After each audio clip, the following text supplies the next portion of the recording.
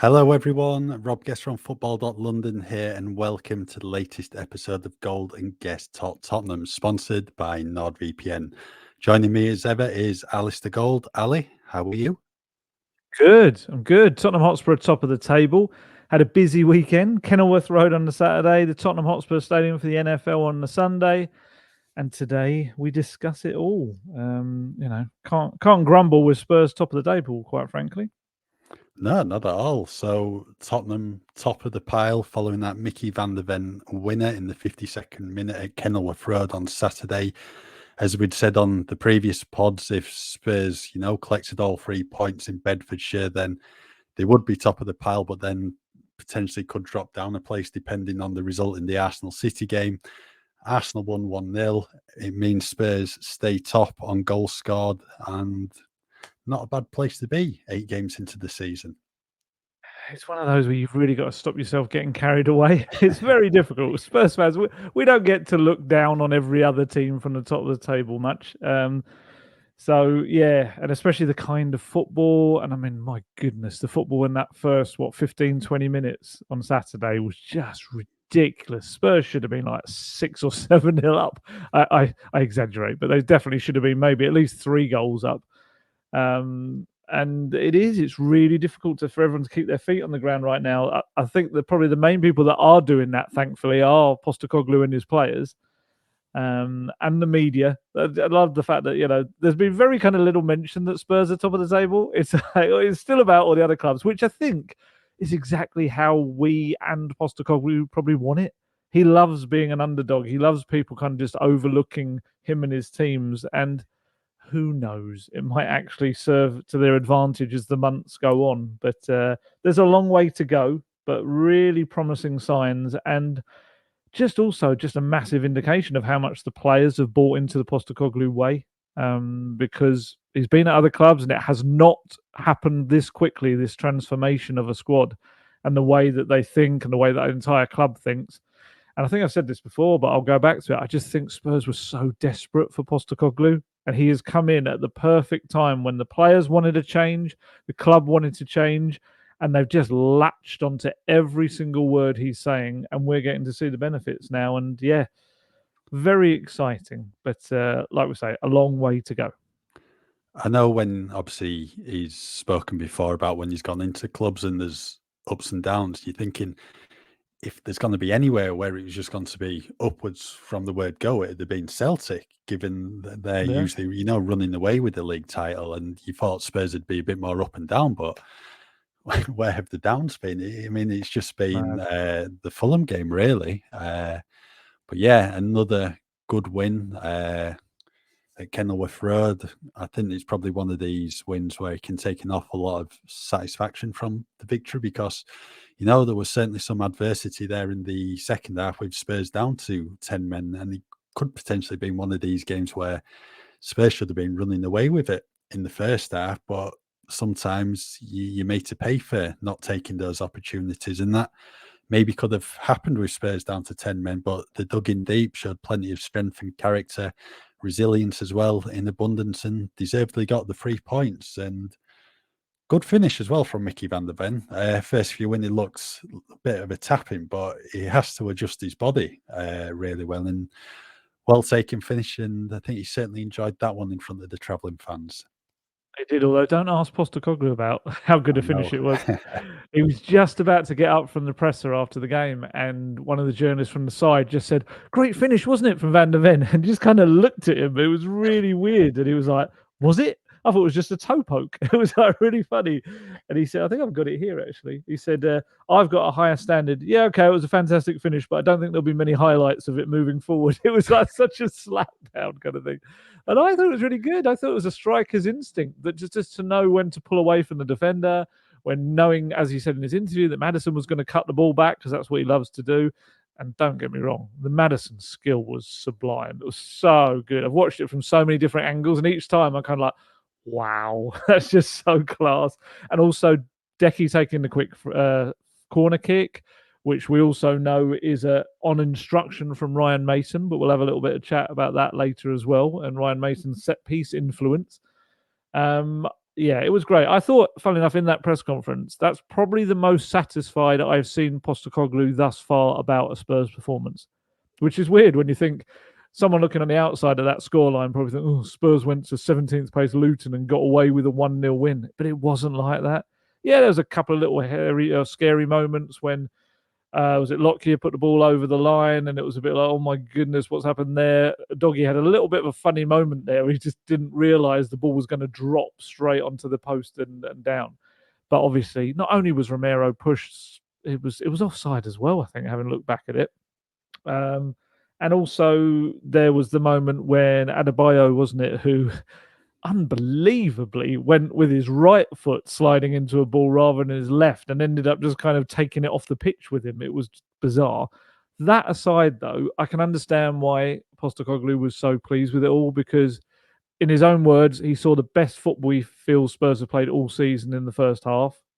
And then second half, probably the most battling together spirit they've shown all season. So he did get a glimpse of the two sides to the Tottenham coin. And yeah, it was very good. I was going to ask you this, and when you were talking about Postecoglou earlier on there about how the buy-in from Celtic and Spurs and how we expected different. Do you think, I don't know the average age at Celtic, but do you think the average age at Spurs being so young has made the buy-in so quick? It's just that they're really moldable because they're so young. Yeah, could well be. I'm not sure about what the average age of the Celtic team was, but you're thinking if you're looking back at the start of this summer, was the oldest player he bought maybe 26 in Madison? Then I'm Yeah, and assuming Vicario, yeah.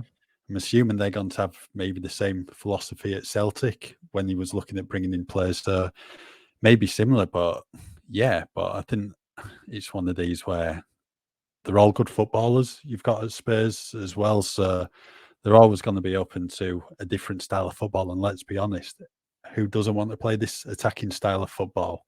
I mean, he's said it a number of times when you're growing up playing football, he just wants to be constantly attacking. And yeah, the age might have had an impact in how quickly this team is, molded together. But as well as that, I think just everyone wants to play this type of football. Yeah, absolutely.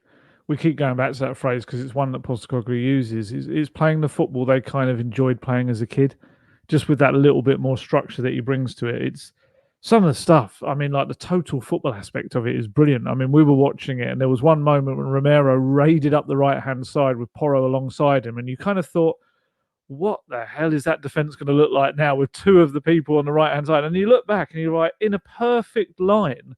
Sarr and Basuma had slotted in, Basuma in the middle, Sarr on the right, alongside Van der Ven and Doggy. It was just like, where has that been? That's like once in a while you'd see like Højbjerg would drop back and things like that in previous seasons, but to actually see a whole team know how to move around, it was very total football.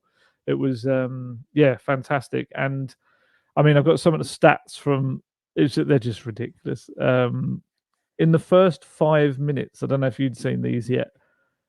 Spurs had 97% of possession. Wow. 97 in the first 5 minutes. It's incredible. And within 10 minutes, they'd had 5 shots at Luton's goal and passed the ball more than 100 times. Within 25 minutes, they'd had 8 shots at goal. And by half time, that was 12. And at the break, Spurs had 81% of possession with 314 passes to Luton's 47. And I know, we said it at the time. Possession doesn't mean anything. Ultimately, you made it very clear when I tried to get excited about the possession that it's only one thing counts, and it's that score line. And at that point, Spurs were 0-0, and numerically they were certainly not equal because we had Yves Basuma's mad moment. What did you make of his 2 yellow cards? Yeah, the refs just got no option whatsoever. First one, blatant yellow. I mean, he's just grappling with, I think it was Ogbenny, the Luton winger, who was really, really good on the day, and he's just hauled him down. I mean, that's stonewall yellow card. And the second one, what's he doing there? I mean, watching it back from where we were sat in the press box, you see him go down, but you can't see, how blatant the dive is. And then you're watching it back on telly after the game, and yeah, it's just poor from him on his part. And yeah, he can have no complaints as well. And I think one of the things we were wondering about once he'd been sent off is, well, basically, Yves Bissouma had gone into the game with 4 bookings for the season. So it'd be, once he gets his next yellow card, that's 5 game. It's 1 game ban for 5 bookings for the season. So once he'd got that one, he was out of the Fulham game. And then once he got sent off, I don't think we were totally sure what then would happen. But the red card supersedes the yellow card. So he's still on 4 bookings for the season. So Bissouma misses the Fulham game, but he could potentially come back against Crystal Palace, pick up a yellow card, and then he's out of the Chelsea one. It's such a Spurs thing to happen. It really is. And I'd like to, well, I don't want to, but I think I kind of have to take some responsibility for jinxing it all by asking Postecoglou a couple of weeks ago about Bissouma and saying, like, oh, he's on 3 yellow cards in his first 5 games or so. You know, you're going to have a word with him. And he was like, no, it's all part of the game and where he plays in the pitch. And then lo and behold, he gets his 4th and he gets his 5th. And technically, he got his 6th yellow card. He's had 6 yellow cards in 8 games in the Premier League, which is, it's too much. I'm sorry. I know that he's in an area of the pitch where he's going to get tangled up with other players. And I think the Spurs all-action front foot style is going to do that. I think they are probably going to get more yellow cards this season. But still, you know, you've got to have, in that role as a 27-year-old, as a player that Postecoglou wants to be a bit more of a leader in the team as well, he's going to have to just curb it slightly. He's going to have, you know, Romero's doing it. If Christian Romero can do it, anyone can do it, quite frankly. And yeah, I mean, some of those yellow cards have been for, wasn't there one for dissent as well? Who was that against? I can't remember who it was. I'm sure there was a dissent one. I can't remember. Oh, I can't remember. But then obviously you've got a dissent one. You've got one for, that was a clumsy one, the first challenge. It was so silly on Saturday. And then also you had the one for, he was just, you could see he was anticipating a contact that just never came. It was just such a daft thing to do. And the irony is he's so good with the ball at his feet.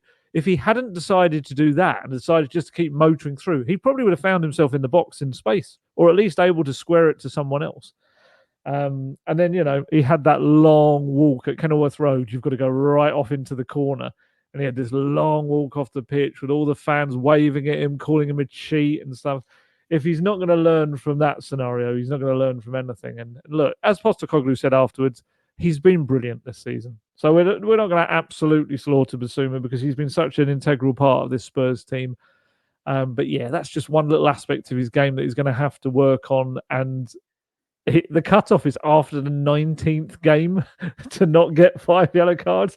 So I think it's pretty clear he's not going to get to, what would that be, like January, February or something? Maybe January? Yeah, probably early January. Yeah, that's going to be some going if he can just stay on 4 yellow cards now for the next, 11 games or so, 10 games. Yeah. Yeah, that's not going to happen. It's not. But I felt Højbjerg came in and did well. What did you think of Højbjerg? Yeah, I thought it was excellent. I thought it was probably a game made for him, really, to show his qualities and help Spurs get over the line, because we've seen it this season where he has been brought on late on in games, to ensure Tottenham get points on the board, because, he's a player with bags of experience. He knows what he's doing in these situations.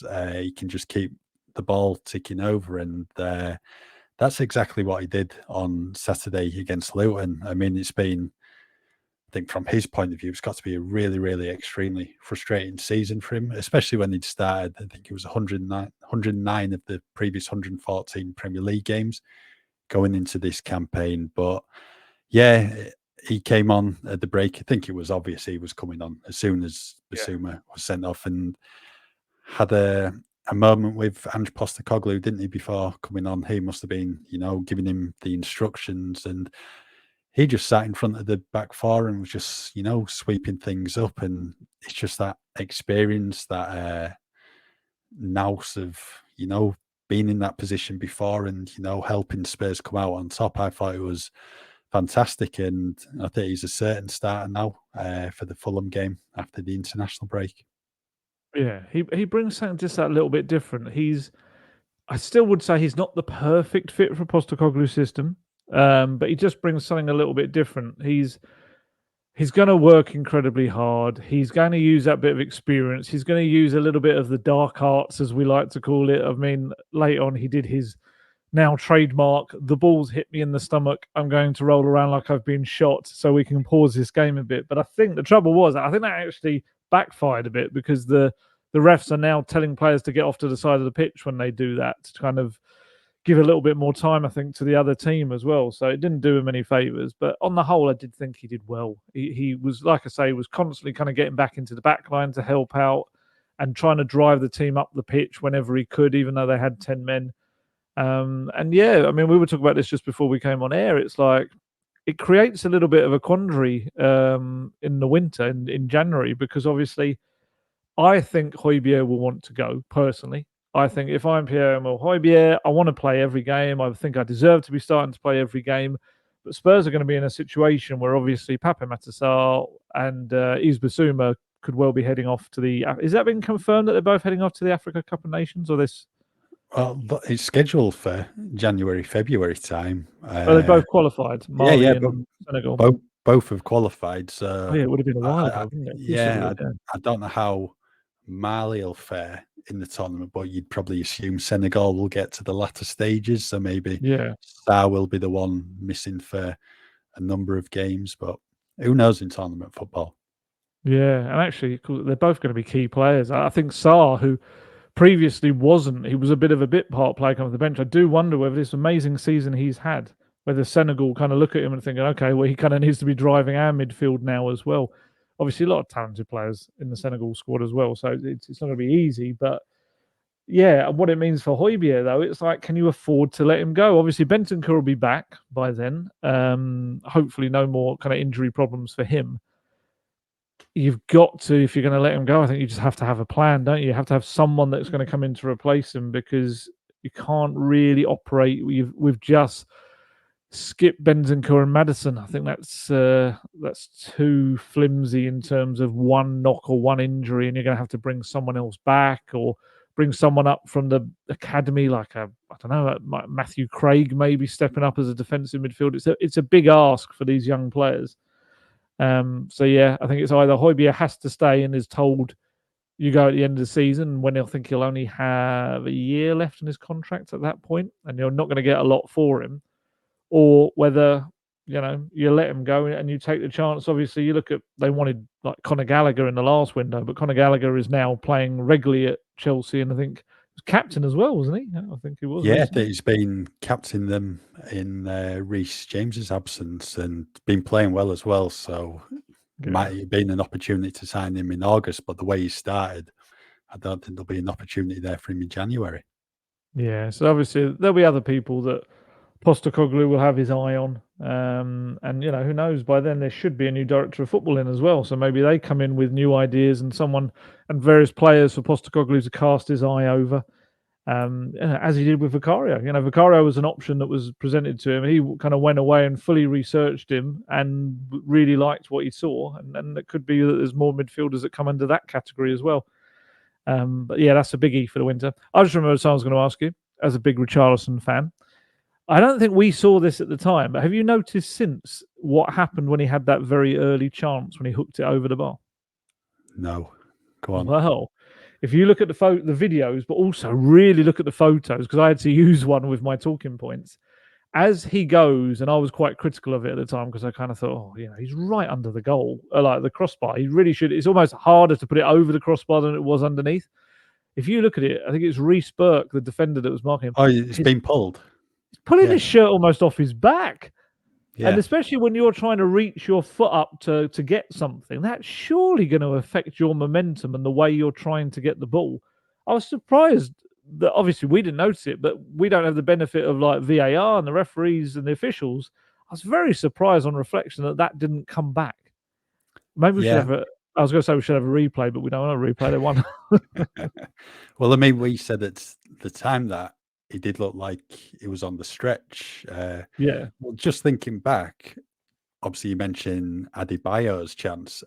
Everyone was saying Adebayo should have taken it on his left foot instead of his right. Richie might have been better taking that one on his right instead of his left, just trying to hook it in. But But yeah, unfortunate miss. You'd probably expect him to score, but you just don't know how much this pull on his shirts, impacts in his body position. I was just surprised nothing was made more of that. Once I'd seen it, I was like, how did they miss that at the time?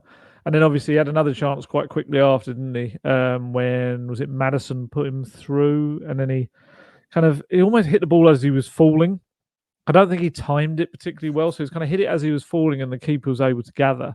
Did you think, despite your absolute love for that Brazilian, did you think it was fair that he was the guy who would come off at the break? Yeah, I think it was pretty obvious that he would be the one who was coming off, especially as well after those missed chances.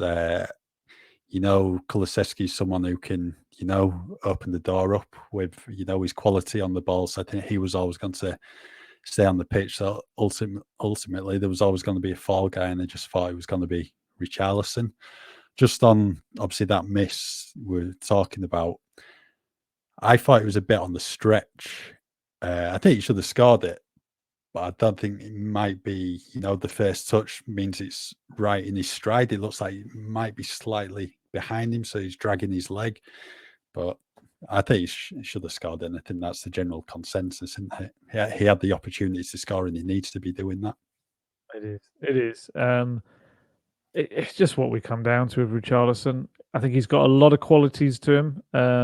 I just think of a £60 million attacker, he's had 2 Premier League goals in 18 months. It's not good enough, unfortunately, and he knows it as well. He looks more comfortable on the left. I'd definitely say that. I think he looks better there than through the centre, and I think Sonny looks better through the centre than he does on... Well, no, that's unfair. Sonny scored a lot of goals from the left, but I would say Son looks comfortable through the centre. I think he does too. Although it wasn't one of his greatest games on Saturday. He didn't touch the ball too much. But he still had moments, like he put Porro through for a great chance, Sonny. And Porro, I've watched that one back, and at the time I felt it was a really bad miss that he's put it just right of the right-hand post. But actually, when you look at it back, the way he's come in and where the defenders come in alongside him, he kind of had this very small window to kind of wrap his leg around the ball, and it's almost as if that's almost the only direction the ball could have gone because of the coming together of the two players. I might be being generous to him, but honestly, watch it back and just see the way that he kind of collides with the defender that comes into him at that time. But yeah, look, Spurs' attack was probably the area of the pitch where they let themselves down slightly. That, they had so many chances they should have taken them. I think probably for me, the one that comes out of real credit of the game was Kulusevski. And actually, it was for slightly to do with his attacking qualities. Obviously, he had the one low shot that was saved by Kaminsky, and he was involved in the goal with the quick pass. But what did you make of his play, his all-round play up front, especially when he had to kind of go up on his own up there? I thought he handled himself really, really well up front. It's always going to be, a tough ask at Luton, especially when you're down to 10 men as well. And they had, 2 powerful centre backs there, marshalling him. So when it came up to him, given you down to 10 men, you just need him to hold the ball up well, just keep hold of possession. And I thought he can come out of the game with plenty of credit because he more than played his part, especially in those final 10, 15 minutes after Son had come off the pitch. And we did say with about 5-10 minutes to go, maybe this is a game for Alasdair Gold to come on just for those fresh legs, someone, with a powerful frame to, just get on the ball and just try and hold it up. And he was supposed to come on, I think 5 minutes before he initially did. He was, stripped and ready, and then he was told to, put your bib back on and go sit down. And I think he did okay when he came on for Leeds. He had an opening on goal where Sarr played him in. I think Sarr maybe delayed the pass a bit too long, and Veliz himself, he, held on to the ball too long and couldn't really get his shot away. But I thought he played his part when he came on. But I thought, Decky did well in a rather strange position for him, let's say. Yeah. Put your bib back on and sit down. Is that a phrase you've heard many times in your life, is it? No. I can just imagine in the guest household, your mum saying, "Put your bib back on and sit down." Yeah, I thought Kulusevski did really well. He's not really, despite his size, his height and everything, and his frame, he's not really someone you'd kind of see as a real aerial battler for a balls that are like lofted in, but he really kind of did his best in those situations. And actually, he kind of was playing up top before Son went off. It was much earlier that he kind of went up there and played centrally, and yeah, he did well. His Postecoglou said afterwards that people look at his stats and the numbers in the moment. And again, a bit like Richarlison, if we're going to have to say it about Kulusevski, he's got no assists this season. That is something that for him will be disappointing because he is a creative player. But as Postecoglou said, there's so much more to his game as well, and he is constantly a threat and a danger in his running. And he reckons he probably broke more running records for the club again on Saturday. And the reason that Valise was coming on was, I think, because he took a big whack to the back of his head. One of the defenders' legs caught it, and they were all a bit like, "Oh, is he going to have any kind of issues? He's going to be groggy. Is there any kind of concussion potential here?" And Valise was all ready to get on, but that little bit extra before he did come on, and I thought Valise came off the bench and did well. Bright little cameo, like you say, he had that moment when he was in the box. He kind of just fell on the ball in the end. He was trying to just carve him out some space, and he just couldn't quite do it. But I thought that he looked very confident in trying to not only win the ball back, but there were moments when he held on to it very well. And he's way ahead of schedule. He really is. You can tell that. I mean, Postecoglou told us that he was not going to be seen until the second half of the season. And that just shows you how much training, how much you can impress the manager in training, quite frankly. And he did say that Postecoglou before he'd actually seen him in the flesh. He was injured at that point and hadn't even trained yet, and he did very well. And he'll get more minutes now, you'd think, in the weeks ahead, especially because of the injury situation. It lends itself massively to him getting game time. I'd say that was probably the most positive stuff about the attacking stuff. For me, the positives all came at the back, let's be honest. There were some incredible performances in the back line at Spurs. Yeah, there were. Before we get on to, obviously, Spurs' defensive play, do you want to let everyone know about the benefits of using NordVPN, Ali? Of course. If you're not aware by now, the Gold Guest Talk Tottenham podcast is sponsored by NordVPN, and you can use the service in a host of different ways to enhance your internet experience. NordVPN is the fastest VPN in the world, and that means there's no buffering, no lagging, and you can stream your favorite shows from anywhere in the world without your bandwidth throttling. It's something that I have done many, many times over the years, long before Nord came on board the podcast. It's something I will be doing in the weeks ahead as well as I head off on a little break and want to catch up on some of the shows that I'm watching over here that I normally wouldn't be able to over across the other side of the world. Yet I can use Nord to set my device to thinking it's back in the UK and just watch them as normal. Quite frankly, I pay for them. I should be able to watch them regardless of wherever I happen to be. And not only that, but the outlay on a NordVPN subscription is cheaper for you in the long run. And that's because you can purchase streaming services or bookings from other countries at a much cheaper rate. So, for example, you could change your virtual location to Argentina and you could book flights maybe from Argentina or any other country you want to book flights. It doesn't have to be Argentina. It can be anywhere in the world. And also security-wise, it's a great kind of system for pretty much going as far as you possibly can to keeping those nasty people from taking things off your device if you connect to a public Wi-Fi. It's such a clever app that you can install on any device that you've got, quite frankly, and just kind of very easy to set up, and you just get straight on and going with it. Honestly, there's a whole host of other benefits from signing up to NordVPN, so why not give it a go? You can grab your exclusive NordVPN deal by going to nordvpn.com/goldguest to get a huge discount off your NordVPN plan, plus 4 additional months for free. It's completely risk-free with Nord's 30-day money-back guarantee. Yep, so let's talk about Tottenham's defence at Luton. I think let's start with Christian Romero. What a performance from him. I know we've seen him deliver some really, really good performances in the Tottenham shirt in his 2 seasons at the club, obviously before this one. And I think that's certainly up there, maybe even in first place. He was that good on Saturday at Kenilworth Road, and was certainly needed. I think I said on the podcast prior to this one about, the aerial threat of Carlton Morris, who's, really powerful striker. And Romero dealt with him extremely well. He didn't really have a sniff on goal, and there was a really good block on Adebayo about 20 minutes in when he looked like he was going to have a chance on goal, and he just a number of blocks, tackles, interceptions. I'm sure the stats are extremely impressive. I've not seen them, but I know you will have seen them. It was fantastic. And then as well, what you mentioned, there was also that run forward in the first half. That just shows his quality, on the ball, going forward, and you just know how good he is at the back. I thought it was outstanding. It was incredible. I've got the stats for you. Go on, man. You asked for stats, I shall provide.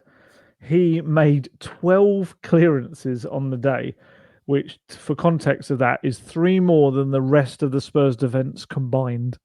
It's just incredible. He also made 3 tackles, 3 interceptions, and to show that he was involved in everything, he took 102 touches of the ball.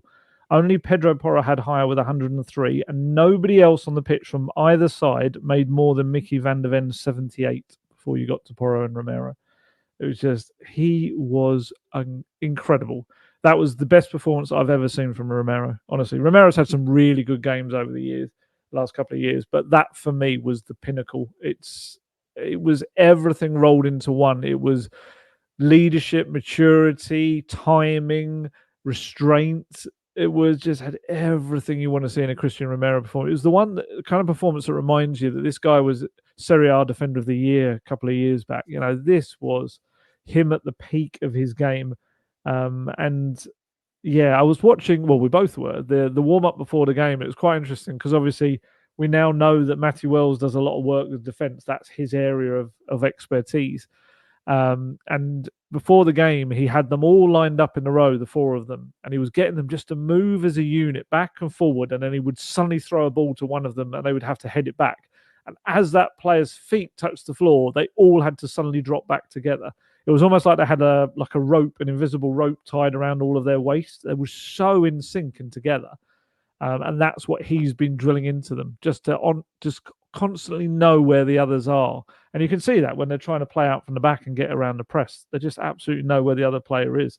So impressed. Postecoglou had some really good stuff to say about Romero after the game. Have a little look back and at the transcript, the every word he said, because he spoke about the fact, I think there was quite a nice line that I want to say out of that. He says, a big part of it is Romero. It's Destiny's first year in the Premier League, Mickey's first year in the Premier League, Vic's first year in the Premier League, and Porro just beginning his Premier League career. But they've got a World Cup winner beside them, and I think he makes them feel like they belong. They feel really comfortable having him beside them, and you can see them flourish. It's such a really nice line on him as well. And he actually spoke very much just individually about him. I'm not sure if I've got that here. Yeah, he goes, he's just an outstanding defender, someone you definitely want in your team. He does have that physicality about him, but he's a good player as well. His passing range, his ability to really position himself well, to stay calm, and then just ridiculous bravery to always put his body in there. He's just an outstanding defender. And someone reminded him of the Messi quote about him being the best in the world, and he said, yeah, well, he's a good judge, which is true.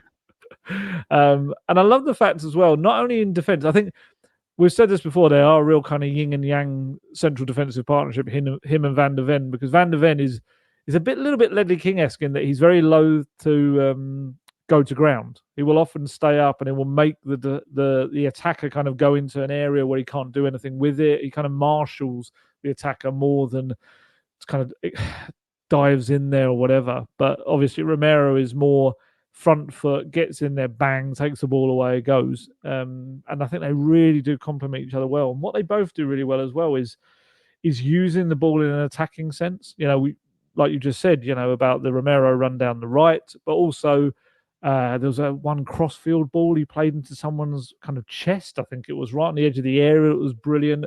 Van der Ven as well will suddenly motor up the pitch and will play through and start moves. And obviously got his goal, his first goal for Tottenham Hotspur.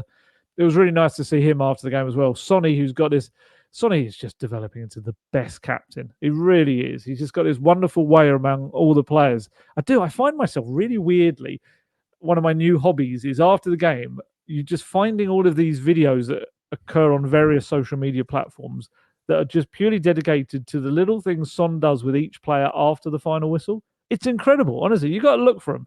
Like even just at Kenilworth Road the other day against Luton, he went up to Sarr, got him in a headlock at one point, and he was just like really playing with him. Went up to Romero and had this massive hug with him. Went up to Van der Ven and was like shouting stuff at him, presumably saying, "I told you were going to score," because he did predict it on the team coach on the way to the game. And then, he shoved, like he did with Richarlison after what game was it? Sheffield United. Sheffield United game. He then shoved Van der Ven in front of the away fans to take his own special applause. And he was just doing it, so many of them. Porro as well. That's the beauty of appointing a captain who everyone at the club loves, because he's got this great relationship, and with Maddison as well, he's got this lovely relationship. Someone put a video, I can't remember who it was, so otherwise I would credit them. And it was a video looking at the different kind of relationships Sonny has, as in he has these 3 different kind of relationships. One is treating them as kind of kids, like doesn't he call Pap little Sonny or something like that? There's some little thing he calls him. I can't remember what it is now. I'm sure people will tell us in the comments underneath on YouTube. So there's that. There's the mentor Sonny, which is people like Van der Ven. Van der Ven said he took him under his wing. And then there's the mate and kind of on the same level ones like Maddison, and it previously had it with Kane. It was a really interesting kind of dissection of his like you could do a dissertation on Sonny's different relationships with the players. Now it's just very cool to see how closely bonded they are. They got another little moment in front of the fans at the end, all going mad. And I just thought the defence played well as a unit. I thought Doggy, he tired a little bit as it went on, I did feel, but it's still another very good performance, other than that little moment with Lockyer when he was surprised it hit the post. And also Porro on the other side, a couple of stray passes, but I thought he did pretty well in terms of his energy. There was one moment right at the end when he won a corner in the dying moments, and he does this celebration in front of fans like he's just scored a goal. And this is what it is. It all means so much to them. Romero was the same when he made a block in those final seconds, which pretty much was the game-winning block, because that was it. The whistle went soon after, and he celebrated with like clenched, pumped fists as if he, had scored a goal, and all the other players were jumping on him like he'd scored as well. And they're just so tight-knit, this group right now. It feels a long, long way away from the group that even Romero admitted himself was full of little cliques and had really kind of spread apart under, especially Conte, and I think into Stellini era as well. I do feel it gets a bit of flack sometimes, but I feel Ryan Mason started to bring the group back together again, and Postecoglou's absolutely Postecoglou'd them together. He really has. It's just fun to watch them again. It's enjoyable. Yeah, I think the biggest compliment I can pay the backline is they look like they've been together for years already. Absolutely. And it's only 8 games into the season. And the greatest thing about it is they're still so young. So this Tottenham back 4 can go on and play for, a number of seasons if they carry on the way they're going at the moment. And I think I noticed this morning, Van der Ven came out on top in Spurs' Man of the Match award. I think he came out on top, but I think that might be one of those where, the goal scorer, usually at the forefront of everyone's mind. He played extremely well again, as he has done, but I thought Romero was better than him slightly. But yeah, a really, really strong start to the season from the defence, and they're just hoping they can just keep going the way they are at the moment. And Vicario. I thought Vicario was good as well. Yeah. Did what he had to do. There was one, he's only had to make one real save of note, didn't he? That kind of one from a tight angle where he made with his wrist. And he did he ran out and made a really good clearance late on as well. And I still say it, the biggest compliment to Vicario I can pay him is that no one's talking about the weirdness of Hugo Lloris just being there in the background. We had the squad photo, didn't we, this week? And it was so awkward watching Hugo Lloris standing there. And you're kind of thinking, this guy isn't even going to matches. He's not even one of the 3 goalkeepers they take to games, yet he's one of the highest earners. And there, just on that, there's been a lot of people saying, because the only photo that's actually come out is the photo of, it was a Scott Munn idea, I'm told, of also getting everyone involved in the, kind of who, I don't want to say serves the first team, but everyone responsible for getting the first team to be where they are and the success they are. So that's sports science, that's physios, that's obviously the coaching staff, but also even catering and even the media department, things like that. Everyone that works with them. And Scott Munn kind of wanted this big inclusive photo. And I think some people started looked at that and thought, what? They're like, there's no Bentancur in it and things like that.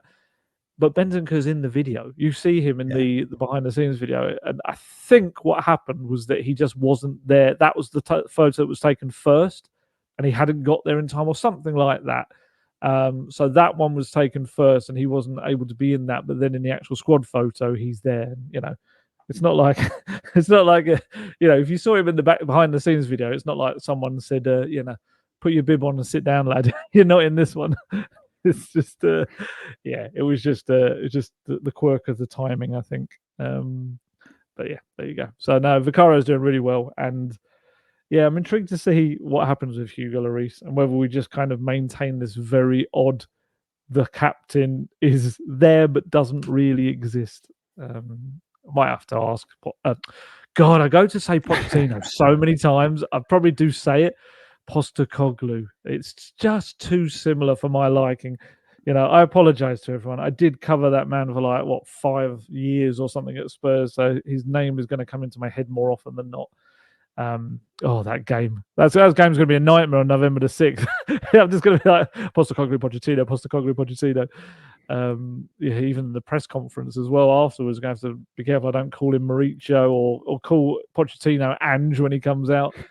I'm so wary of that. I really am. Always remember that when Mourinho first came in, I was so wary of calling Mauricio when I started my question. The silly little things that we have to deal with that aren't really that important at all. But there you go. Yeah. I think with Lloris, it's just quite simply a case of now just seeing out your contract for the final year, unless a move, comes to fruition for him in January. I know you've said on a previous pod, maybe will he get an opportunity in a cup game for a goodbye, but Ange Postecoglou doesn't strike me as one for sentiment, really. Yeah. I just think he will be, Vicario in net, and if Vicario's not in net, then it's Fraser Forster. What would be interesting to see is if Vicario's injured or suspended, Forster obviously comes in goal. Who is then deputy? Is it Brandon Austin or is it then Hugo Lloris? You're probably unlikely to know, are you? That's the thing. You could kind of get away with it unless there's an injury. It's a tricky one. Obviously, you've got Alfie Whiteman will come back as well from his ankle surgery. It's just weird. Here's a question to you. Who leaves in January?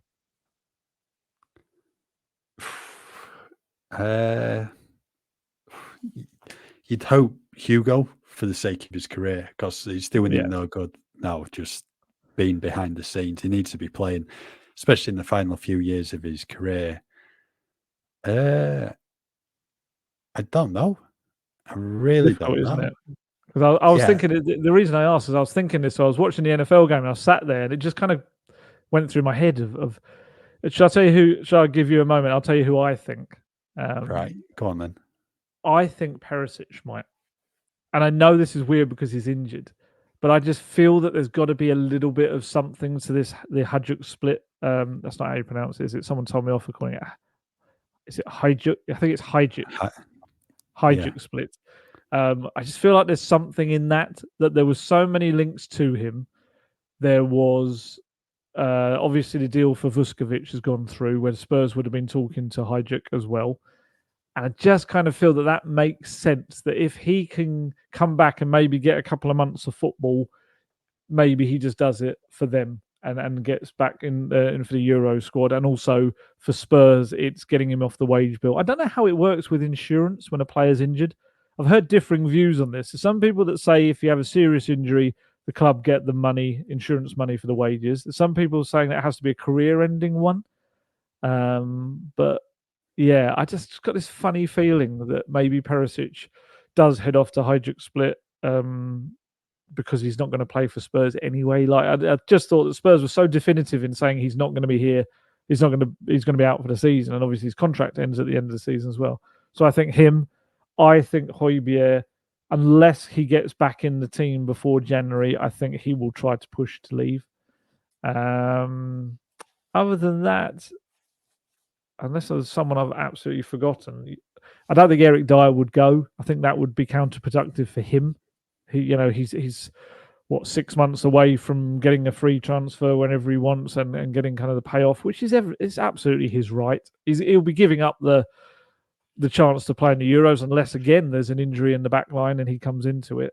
But I think, yeah, it's probably less likely to be that many departures because it's more about strengthening the squad at that point, especially when you've got the FA Cup coming into play as well, and the games come a little bit more thick and fast. Not too much because of the lack of European football, but I think you do have to keep a certain amount of players. I'm just trying to rack my brain to think of anyone else that might have. Maybe I've Brian just had a Hill. look. Yeah. I was just having a look at the list. I was going to say maybe Brian Hill, but that also depends on what's happening with Perisic and where Manor Solomon is in terms of his recovery from injury. But then again, Brian Hill could get a chance, in the next couple of months to make his case because of, Perisic and Solomon's injuries. One player who was going to say maybe Ryan Sessegnon. Great shout. Yes, I think that's absolutely forgot him, which sounds awful, but it is because he's been out injured. I think if Ben Davies and Destiny Udogie are both fit, and they've got enough options down that left-hand side still at that point, maybe that's it. Maybe it goes down between Sessegnon and Brian Hill. One of them goes maybe because you can play Sess up there as an attacking left-handed side player. Yeah, that's a great shout. One of those two maybe. And again, it depends who they bring in. They might be able to get a couple of deals across the line that they weren't expecting to, and then maybe they can let them both go out. But it's a weird window. It's like, I don't know how busy. January windows are never really that busy as we always expect they're going to be. Unless you're Chelsea. Unless you're Chelsea, and then you spend another £1 billion. They do seem to be getting their act together. Pochettino, as his name is seems to be starting to get a handle on that club, which is really annoying that it's coming just ahead of this meeting between the two clubs. But it does make for a better game, I guess. I just think you probably need a couple of players in that January window. Probably another centre back, or definitely another centre back, and probably, like I say, a central midfielder. That's probably about it. I mean, if there's an attacking, creative playmaker going, of course you're going to take them just to back up Maddison. But primarily, it's got to be a centre back. Whatever is going to be the main priority, surely. Yeah, I'd keep Højbjerg in January personally, even if he wants to go, unless obviously you can bring in a top quality replacement for him, but you can't sell him and then not bring anyone in his place. I think on Saturday at Kenilworth Road, he proved, just what he can bring to the team, and that he does still have a big part to play under Ange Postecoglou. He might not be playing the amount of minutes he wants, but he can still have a big role. And yeah, especially with the AFCON coming up, Sarr and Basuma heading off, I'd be keeping Højbjerg. End of the day, do what's best for the club, especially if Spurs come into the turn of the year and they're still in a good position. You need to be keeping Højbjerg at the club because you're going to need that experience in games when it comes down to maybe, clinching the place in the top four, or if you're in the semi-finals of an FA Cup, you need that experience. Yeah, it's always worth remembering as well that whoever, towards the end of a season, there's always a player who is a regular starter that wasn't at the start of the season. It's just guaranteed. There's no way that the starting 11 from the beginning of the season ends up finishing the season. It could be maybe Emerson takes the right back slot back at some point. That could be that. It could be that even Skippy could maybe get a run of games and suddenly finds himself, playing the best football of his career thus far under Postecoglou. It could happen. You don't know which way the injuries are going to go, or likewise, maybe Skippy, if he doesn't get the game time, maybe they feel that he needs to get out there and get 6 months or so, or the remainder of the season on loan. If again Højbjerg doesn't go and they can bring in someone else. anyone. Velis could even come off the bench, could nab a goal, get a chance to start in the next game or two, could score a couple of goals, and suddenly, like Rashford type, suddenly could find himself undroppable, and you have to play him because he's exciting young talent. Anything can happen. As you said, Brian Hill could come into the team and just have a couple of wonder games, and people wonder why he hasn't been playing. And it's it's one of those where it's difficult to predict how the future's going to unfold. Just hopefully it has Spurs up there near the top, because did you see that match of the day stat they put up? I can't remember the exact numbers, but it was something like, out of all the teams that have finished or have been at 20 or more points by the 8-game stage, only 2 haven't finished in the top 4. Hey, Tottenham Hotspur, they're here to create set precedents and break records. But what was quite interesting was that 11 of them or something had gone on to become champions. Who knows? Who knows? It would be the most remarkable thing ever. But I definitely revised my prediction. I think I'm heading higher than 5th now. I had 5th as my kind of prediction. I might even tip towards 3rd now, if they can keep this standard going and not get any bad injuries and replenish properly in January. But I think it's not out of the question. No, winning becomes a habit. They're in a very good run of form at the moment. I think what's going to be key is November and December, especially when there's games like Chelsea and Villa at home, Man City away, Newcastle at home as well. If they can come out of those games with, a decent points haul, and at the turn of the year they're still in like the top 3, then who knows? What an achievement that'd be like if have them riding high in the top of the league come May. Be incredible. Yeah. What I will say though is now it's just international breaks, the second one of the season. It's just such a shame. It's just an absolute killer, these international breaks. It just feels, from the Tottenham perspective, so stop-start, because there's no European football, there's no Carabao Cup football. It's 4 games, then you're on a 2-week break, and it's just one of these where as soon as you get going and you're into the football again, break. It's just not a fan of them. No, neither am I. But you know what? Out of all of the international breaks, I don't think this one's the worst. I'm actually edging slightly, not just because of the fact that I can have a rest and a holiday, but mainly because of the fact that I think you look at it and I think Sonny and Maddison both need a bit of a break, and hopefully, fingers crossed, won't play as much for Korea and England. You hope. If anyone could get a message to Jurgen Klinsmann, that'd be very helpful. I think Maddison will play for England, especially in Australia friendly. I think he's probably more likely to play in that one than the Italy game. But he's not going to play both games within a few days. That's the hope, isn't it? That he kind of gets a little bit of some time off. But Sonny, oh my goodness, they're playing, is it Tunisia and Vietnam in friendlies, South Korea, and every South Korean person, I put the shout out, didn't I, in the last podcast, like, let me know. And every single person that came back said, no, we don't want him to play either. We want him to rest. I don't know whether Jurgen Klinsmann will ever hear those calls, because I'm sure he's probably more worried about his job than anything. But I think you'd imagine Sonny will get some rest, whether it's that he doesn't play one or whether he just plays an hour or something. I do think at least he's going to get a bit of a break. And then we were speaking about this at Kenilworth Road, that for Lo Celso and Højbjerg, they get some minutes under their belt. And for Højbjerg then coming in to start against Fulham, I think that's really well timed. For Lo Celso, I wouldn't push him too much, but give him certainly some minutes for Argentina would be great for him. Get back in the groove just for when Spurs need him. That back line, the confidence of Destiny Udogie going on Italy duty, that's a big thing for him as well. Van der Ven potentially finally will get his Netherlands debut. He's been called up again. Maybe he'll actually get out on the pitch this time.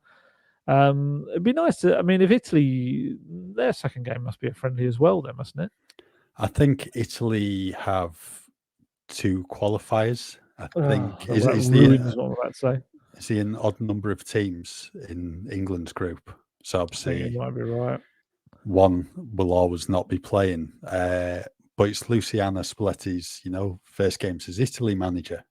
So You're Udogie right. might be his starter from now on. That's not a bad shout. Yeah, it is 2 qualifying games. You're quite right, against Malta and then obviously England. Yeah, but I'd like. My hope was if it was a friendly that maybe Vicario would get a little bit of game time just to get his international debut. But yeah, I'm not too concerned with this one. I think there's a few tired players, few players with little injuries that could do with going on duty, and their international physios thinking, we should probably give them a little bit. We can't really push them. And obviously, like Brennan Johnson now gets these 2 weeks off to rest up before hopefully coming back against Fulham. Yeah, I was more annoyed about the first international break. They're so frequent. That's the most annoying thing about them.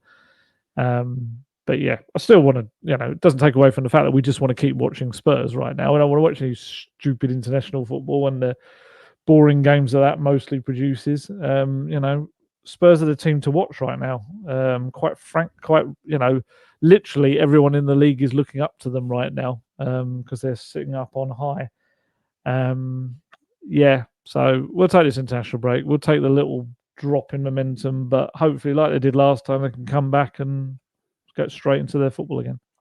Yeah, it's just one of these where you top of the league, you're playing well, you're winning games. You just want to keep that momentum. It's just Yeah, a momentum killer, really. It's unfortunate. And the worst thing is another 4 games, then it's November's international break. So it's just one of these that things, is too much. unfortunately. And you understand when these players say that they're being played into the ground. I do absolutely understand that. It has become more and more ridiculous. And it feels like we're seeing more and more injuries. And funnily enough, it's obviously it was at the NFL yesterday, and you're seeing it in the NFL as well. They've increased the number of games there as well. And the players are complaining about that. And, don't get me wrong, they don't even play a fraction of what soccer football players play. But obviously, it's a sport where they're throwing themselves at each other constantly. Actually, it was quite interesting yesterday at the game. There were real complaints about the pitch at the Tottenham Hotspur Stadium. There's this kind of ongoing debate in the NFL right now about artificial pitches versus real grass pitches. And I think it's roughly about half of the NFL teams have grass pitches and half have artificial ones. And there's this feeling right now that even more players are getting injured because of artificial surfaces. And it kind of really kicked off this season. Aaron Rodgers at the Jets in his first game picked up a really bad Achilles injury that is likely to see out his season. And yeah, the players at the Tottenham Hotspur Stadium, there was a bad injury for one of the players, Milano, and he fractured his leg, did his knee in, and the Buffalo Bills players in the locker room were properly going at the pitch, and it was like, oh, this is the Tottenham Hotspur Stadium, and everything's been so positive about the NFL, but obviously it is something that they've brought in from their gripe about the NFL across to the UK. It's not specific to the Tottenham Hotspur Stadium, but some of the quotes were like swear words that they had to bleep out and saying how terrible it was and all of that, and it does open a whole kind of quandary because if they do, for some reason, well, we know the reason, but if they decide in the future to change it to grass pitches only in the NFL, that throws a huge spanner in the works for Spurs' system. The whole pitch coming off and all this sort of stuff, and what you do. Do you have to have 2 grass pitches? Do you have them playing on the Premier League pitch, which you and I have discussed, and would be an absolute horror show? You just couldn't do that. You'd think back at remember the Wembley pitch in 2018? The Man City game, yeah. 28 hours after they'd had an NFL game, which actually was supposed to be played at Tottenham Hotspur Stadium, but it wasn't finished yet, so they couldn't do it. And it was terrible. It was, you could see the lines on the pitch. You could see how scuffed up it was. You've got these big blokes throwing themselves around. The pitch gets destroyed. And you also get all of the sidelines. You get all the rest of the squad and the staff and all that stand and walk up and down. It destroys the pitch. You just couldn't have it. So that's one to watch out for. I know it's NFL and not everyone is a big fan of NFL and American sports and things like that. But actually, it does have a big knock-on effect for the stadium and potentially the football team and what they do. And I was looking again at the Bernabeu and what they're doing there. The Bernabeu's got this incredible, it's like the next generation version of how the the pitch is separated into little bits. And what their one does is incredible. I mean, it's incredible at the Spurs Stadium where it rolls under the South Stand in 3 sections. But the Bernabeu one comes into these little strips and goes straight down underneath. And each of those is still like the growing lights. It's incredible. But they're building all of that. And I do think there's a hope for them that they're going to get NFL football in the future. It's an artificial pitch. So they're literally building something that is going to, the artificial pitch underneath could already be outdated. But then you've got a knock-on effect if you want to have concerts and stuff like that, which need a hard surface. It could have such far-reaching kind of consequences as well. And there's all these suggestions that there might be a European NFL division so that they don't have to always have the American teams coming over and it will work a different way. It's just, Again, sorry for the NFL talk for those that don't really like that, but my goodness, does it feed into Spurs and what is a massive cash generator for the football club. And it allows them we can talk about January transfers because it'll allow that. Every NFL game pumps millions into Spurs coffers to then be able to put towards transfers. So we don't want anything that messes up that equilibrium right now. Yeah.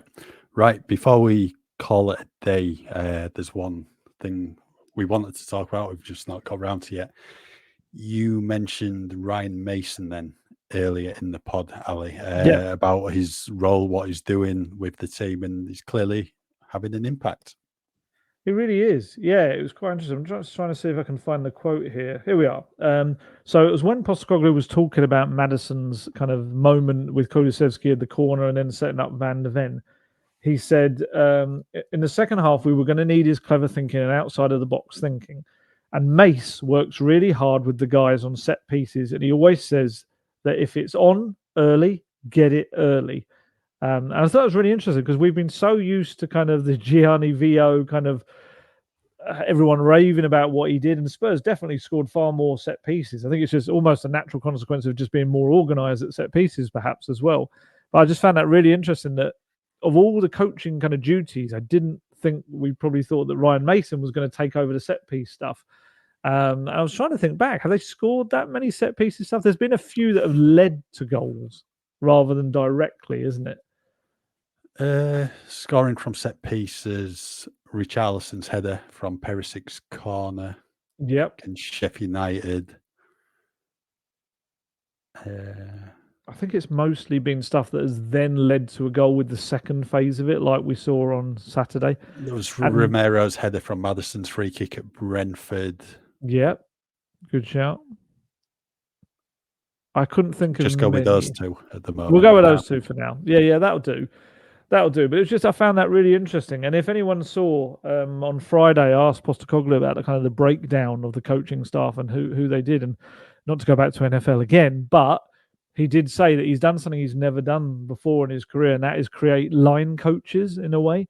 So rather than having everyone responsible for kind of the group as a whole and having little split off kind of stuff, but nothing really strongly defined, he actually very much has Matt Wells and Mile Jedinak working with the defence. He has Ryan Mason working with the attacking kind of players, and he has Chris Davies kind of overseeing it all.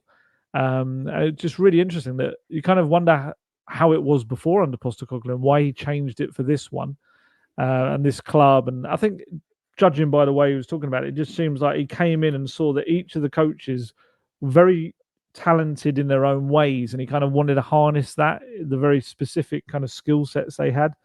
And it's quite clever, really, and just the way it's working. Like I said, we saw Matt Wells working with the team before the defence beforehand, and we're definitely seeing the attacking movements there. You've got in Ryan Mason and Chris Davies, you've got two coaches that absolutely favour possession-based, quick passing, attacking football, and we're seeing that.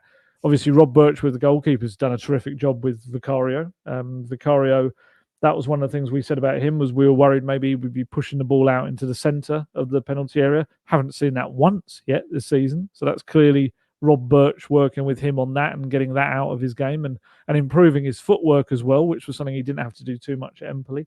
So, yeah, I found that really fascinating. Kind of the way I asked the question was a bit like, could you explain your coaching structure if you want to? I didn't want him to kind of reveal any trade secrets. And he was really good.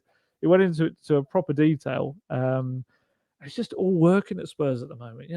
First team top of the league, under 21s top of the league, under 18s top of their league now because they absolutely smashed Norwich. I think it was 7-2. Mikey Moore scored a hat-trick, got 2 assists. So they are flying right now as well. I think Herbie James scored as well, the young lad they brought in from Manchester City. It's just weirdly going too well at Spurs at the moment. Just all feels like something wrong's going to happen. I just hope it doesn't because, yeah, it's good fun. And it actually feels like there's a plan, there's an identity. In the women's team as well. The women's team are playing really good football. Obviously won at the weekend and they went to Chelsea the previous weekend. I think there was some kind of record that they'd created more chances or had more shots on goal than any team had done in years against Chelsea, and that was away from home. Robert Villaham's got them playing in a way that isn't entirely dissimilar to how Postecoglou has. Isn't it incredible how if a club stops just trying to chase what they think everyone wants them to do and actually goes back to their principles and their beliefs, shock horror, it all actually works. And they've got a real running thread throughout the whole club of wanting to play this certain kind of football. And as Postecoglou tells you, it's not mutually exclusive. It's not good football or winning. You play in a certain way, you can win if you do it the right way. And at the moment, it's working very nicely. Thank you very much. It is. It is. Right, we'll call it a day on today's latest episode of Gold Guest Talk Tottenham. It is Ali's final podcast for a couple of weeks, but I'm sure you'll what be... What are you going there? What are you going to say? Because he's dying or something like that, yeah. But I'm sure you'll be listening in. Obviously, that's dependent on you putting your hand in your pocket and paying for data roaming in Australia. Yeah, I do that. I'm not like you. I do keep my phone on when I'm abroad. Right. We'll leave that there then for today's podcast. As ever, just keep with us at football.london for all your latest Tottenham news. To grab a huge discount off your NordVPN plan, go to nordvpn.com/goldguest. You can receive an extra 4 months for free, and there's no risk with Nord's 30-day money-back guarantee. The link is in the episode description box.